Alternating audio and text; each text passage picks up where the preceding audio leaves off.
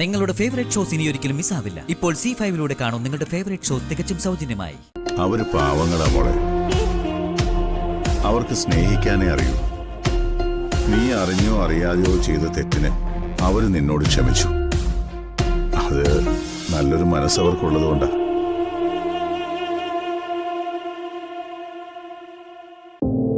ഇപ്പൊ നിന്റെ വയറ്റിൽ ഒരു ജീവന്റെ തുടിപ്പ് കൂടിയുണ്ട്. അതുകൊണ്ട് ആരോടും പിണക്കവും പരിപ്പവും ഒന്നും വേണ്ട. അവരുടെ കൂടി പ്രാർത്ഥനയുണ്ടെങ്കിലേ എല്ലാം നല്ല രീതിയിൽ അവസാനിക്കും. എനിക്ക് അവരോട് ഒരു പിണക്കവും ഇല്ലച്ചാ. പിന്നെ എന്തെങ്കിലുമൊക്കെ ഞാനങ്ങ് പറഞ്ഞു പോകുന്നതാ.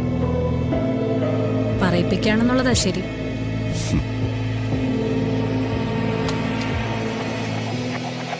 പിന്നെ വലിയ താഴ്മ കാണിക്കുന്നവരെ സൂക്ഷിക്കണം അച്ഛാ. അങ്ങനെയുള്ളവര് പുറകിൽ നിന്ന് കുത്താൻ ഒരു മടിയും കാണിക്കാത്തവരാ. മാഷും കുടുംബവും അങ്ങനെയുള്ളവരല്ല മോളെ. എല്ലാം നമ്മുടെ തെറ്റിദ്ധാരണകളാ. എല്ലാവരും സന്തോഷത്തോടെയും ഒത്തൊരുമയോടെയും ജീവിക്കുന്നതാ എനിക്കിഷ്ടം. ഞാൻ ജീവിച്ചിരിക്കുന്ന കാലത്തോടെങ്കിലും അങ്ങനെ മുന്നോട്ട് പോകണം ഈ കുടുംബം. എനിക്കിനി എത്ര കാലം ആയുസ്സുണ്ടാവുമെന്നൊന്നും അറിയില്ല. നിങ്ങളുടെയൊക്കെ മക്കളെ കാണുന്നവരെങ്കിലും ആയുസ് നീട്ടിക്കിട്ടണമെന്നാ എന്റെ പ്രാർത്ഥന.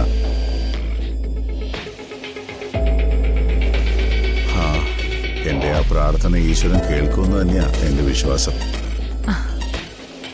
അച്ഛന്റെ ആ പ്രാർത്ഥന ഈശ്വരൻ കേൾക്കും. അച്ഛന് ഒരാപത്തും വരുത്തില്ല.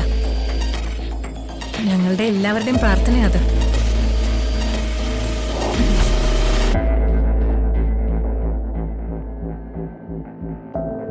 നോക്കിക്കോ, അച്ഛന് 100 വയസ്സ് വരെ ആയിരിക്കും ആയുസ്. അത്രയൊന്നും വേണ്ട.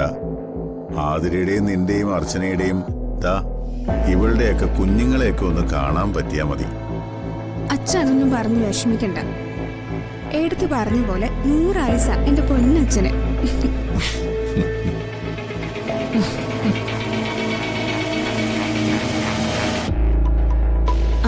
സ്നേഹ, നീ ഇങ്ങോട്ട് വന്നേ. നിന്നെ കൊണ്ട് ചെറിയൊരു ആവശ്യമുണ്ട്. വന്നേ.